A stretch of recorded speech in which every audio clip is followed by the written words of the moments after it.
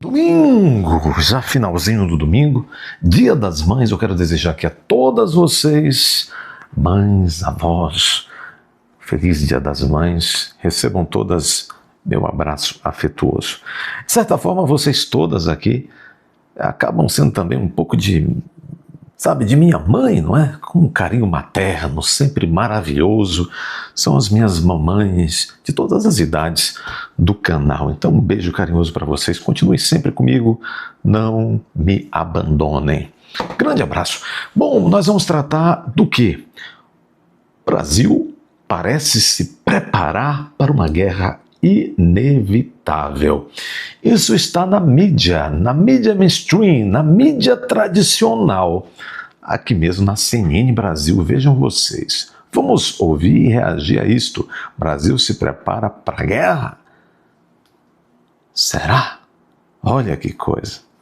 Agora, Yuri Pita, a gente sabe, né, que o cenário internacional está instável no mundo inteiro, e aí com os conflitos se espalhando, e o Exército Brasileiro? O que o Exército Brasileiro, como é que está se preparando para isso, para proteger o nosso país? Bom, o Exército Brasileiro vai adotar medidas. Aposto que vocês já pensaram um monte de coisa enquanto ela faz essa introdução, né? E faz essa pergunta. Para rastrear riscos e se atualizar para possíveis confrontos no futuro. E essa apuração é do nosso diretor editorial da CNN em Brasília, Daniel Hittner. Muito boa tarde, Daniel. Bem-vindo ao 360. Oi, Débora, o Yuri, boa tarde a todos. Sentindo sua falta aqui em Brasília, Débora, mas trazendo essa informação que é absolutamente importante, porque você já descreveu essa crescente hostilidade no mundo, um contexto geopolítico cada vez mais conturbado, e isso já bateu de alguma forma no Brasil. Bateu com o Exército Brasileiro começando a trilhar uma nova política de transformação da força terrestre que busca justamente adaptar a força, o exército, a esse novo Nem o repórter acredita no que ele está dizendo, né? Contexto e assimilar uma série de questões, incorporar na sua estratégia, doutrina, formação, uma série de questões que a gente está vendo internacionalmente. O comandante do Exército, Tomás Paiva, assinou agora em abril, sem alarde, no dia 9 de abril, uma portaria que institui essa política de transformação e mostra como vai ser, dá pistas muito valiosas de como o Exército Brasileiro se vê, se prepara para... Como é que ele se prepara? E para que ele se prepara? Mas vamos tentar entender como ele se prepara. A preparação envolve intimidação de deputados federais dentro da própria Câmara, como aquele sujeito, tal do general Emílio, tentou fazer e recebeu uma invertida à altura do bom deputado e futuro senador Marcel Van Hatten. É assim que eles se preparam. É dessa forma que o exército do Moraes se prepara?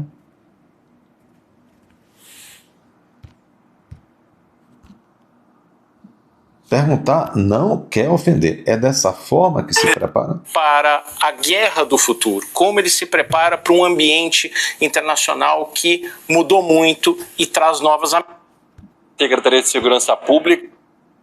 Como é que ele se prepara? Fazendo licitações para comprar itens de banquete para o seu próprio gabinete, como fez esse comandante do Exército, Tomás Paiva? A gente está de olho em você, rapaz.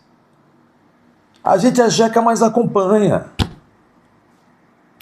As ameaças. Aliás, esse mapeamento de ameaças está sendo feito também pelo Exército, deve ser submetido ao alto comando, que reúne os... A Justiça do Rio de Janeiro manteve a... Como é que ele se prepara? Sendo hostil aos Estados Unidos, ao mundo civilizado, e recebendo navios apócrifos da China, do Irã, e etc. E aviões, muitos aviões da Rússia. Apócrifos que ninguém sabe o que está lá dentro, quem vem, quem sai, o que vem, o que sai. É assim que se prepara? Também determinado para uma unidade. Um pequeno problema técnico. Pronto. os generais 4 estrelas, mais o comandante Tomás Paiva, ainda em junho, e essa política de transformação vai ser incorporada aos planos estratégicos que são quadrienais do Exército, a começar pelo que está vigindo atualmente 2024, 2027 para o próximo 2028, 2031. A gente separou aqui em 2 artes, Débora e Yuri, o que o Exército está pensando. Primeiro, sobre o contexto internacional. O que essa política de transformação diagnostica? Primeiro, que o mundo está gastando mais gastos militares. A gente tem a OTAN, por exemplo, elevou de 2% para 5% os investimentos em defesa de seus associados até 2035. Você tem 30 países em guerra em 2024 que detêm 45% da população global, quase 2 milhões de vidas ceifadas por conflitos na última década e meia. Portanto, o Brasil também precisa... Numa época de Banco Master, numa época em que Vocaro distribuiu 90 cartões com grana ilimitada para políticos gastarem, eles querem bilhões para gastar sob a responsabilidade do Tomás Paiva. Você compraria um carro usado na mão do Tomás Paiva?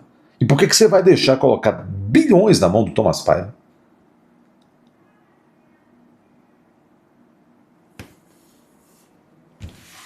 Assim que Maduro foi capturado, isso já é de conhecimento geral da população, Lula, com as fraldas cheias, convocou sorrateiramente no Palácio da Alvorada. Se não me engano, não foi nem no Palácio do Planalto, mas pode ter sido no Palácio do Planalto. Eu sei que convocou por 2 vezes as forças, os líderes das forças, os chefes. A pergunta de Lula foi o seguinte: estudem e me tragam relatórios para saber se eu posso ser capturado dessa maneira. E o relatório veio, ou parcial que seja, no segundo encontro, dizendo: olha, pode sim. Mas se nós gastarmos coisa como que alguns bilhões, a gente pode amenizar essa história. O que está por detrás é gastar dinheiro público. Muita atenção a isso. Precisa gastar mais, e vocês vão se lembrar que tirou do arcabouço fiscal gastos de 30 bilhões de reais num horizonte de 6 anos. O Exército diz que ainda é pouco, ainda é insuficiente, mas que não basta ter dinheiro. Nós vamos ao segundo ponto, porque a capacidade produtiva do mundo hoje é insuficiente. Os países estão gastando com mais armamentos de diversos tipos. E se você for ao mercado internacional, há uma dificuldade de achar material. Até munição está faltando no mercado internacional. Portanto, diz o Exército, é importante que a gente fortaleça a nossa base industrial de defesa, tenha a capacidade de fabricar e as tecnologias para termos os nossos próprios armamentos. Importante a produção e o domínio da tecnologia nacional. Terceiro ponto, muito comentado na política de transformação, nas suas considerações gerais, é a proliferação de drones, armas de precisão, inteligência artificial como artefatos de guerra. Hoje a guerra não é como antigamente. Hoje a guerra tem muito drone, tem muita arma de precisão. Então, por exemplo, você precisa ter mais essa capacidade do que tinha antigamente. E o quarto ponto é aquele que contraria o senso comum de que o Brasil não está envolvido em nenhuma guerra, a América do Sul é uma zona de paz, sem conflitos. Ora, a América do Sul é uma zona com tremendos recursos naturais, petróleo, gás natural, florestas, alimentos, terras raras. Então, é importante considerar que a América do Sul é muito relevante do ponto de vista geopolítico, e assim está sendo encarada nessa política de transformação do Exército. Aí a gente passa para o seguinte: o que diz, o que orienta essa política de transformação que dá a cara do novo Exército Brasileiro?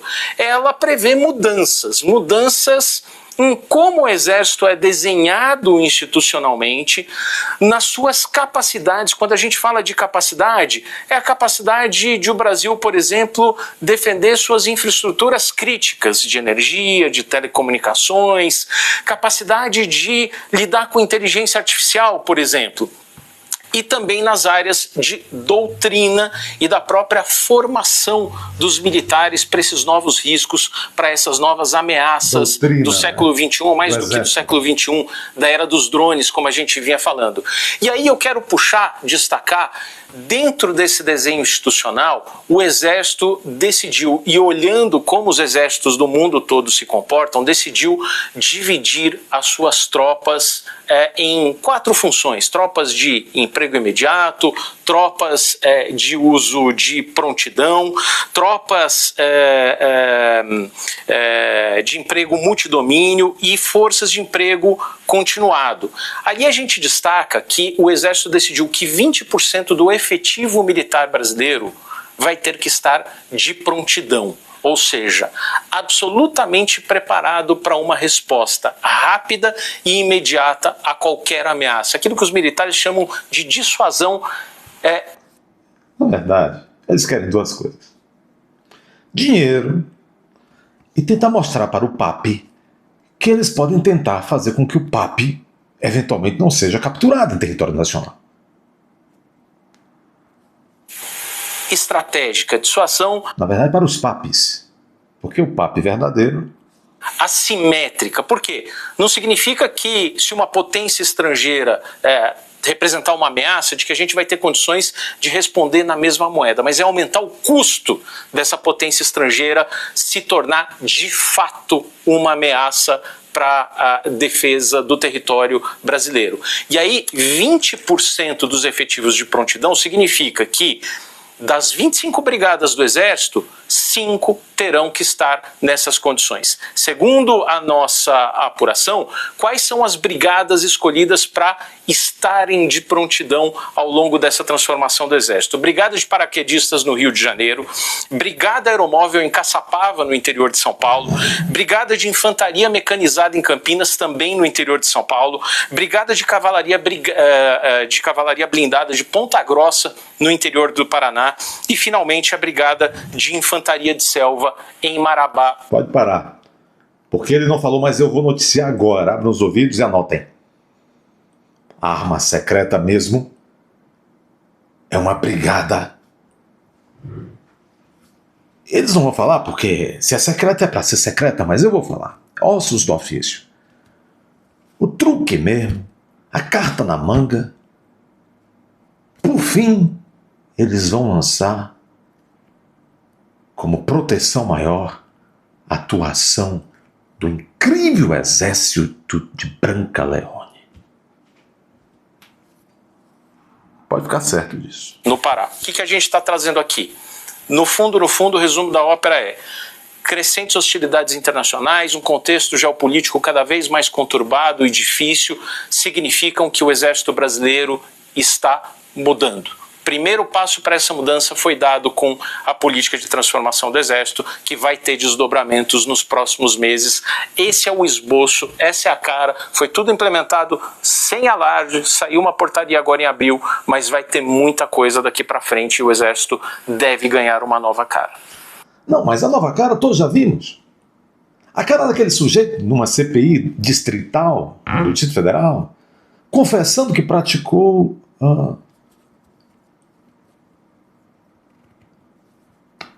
uma das posturas mais nefastas com a própria população. Perfídia contra a população. Lembram daquele militar de alta patente dizendo: olha, eles acreditaram, nós dissemos, fiquem aí, nós vamos ficar aqui e rodear vocês para lhes proteger esta noite e madrugada. Eles oraram, feito loucos, fanáticos, nós ficamos ali, eles acreditaram na gente, e no dia seguinte nós os prendemos, colocamos em ônibus e tal. E são as pessoas do dia 8 que até nesse momento estão sendo molestadas. Então a cara, a transformação, a nova cara, o brasileiro já conhece. E é por isso que essas instituições fizeram assim, ó, quando se pesquisa a credibilidade deles junto à população brasileira. Zoom! Dê seu like, inscreva-se. Desculpem por este humorístico de hoje, este conteúdo humorístico, mas é bom, às vezes trazemos um pouco de humor, conteúdo de humor aqui, né? Dê seu like, inscreva-se, confira a sua inscrição. É muito importante conferir a inscrição, ok? Compartilhe e comente. Se aparecer o botão hypar, clica aí para esse vídeo tão instrutivo e ir a mais brasileiros. Compartilhe muito este vídeo tão instrutivo sobre essa nova cara do Exército nas suas redes sociais, com os parentes, amigos, colegas do condomínio, vamos embora e peça para que eles se inscrevam neste canal. Vamos lá, hypar, vai aparecer a tecla hypar, clica para esse vídeo aparecer mais pessoas. E hoje sim, até porque você ficou de humor vendo esse pastelão que eu acabei de apresentar, você vai até a aba Seja Membro e vai se tornar membro deste canal hoje, porque é muito importante você apoiar esses canais como o meu, que vem sofrendo tanto por ordem daqueles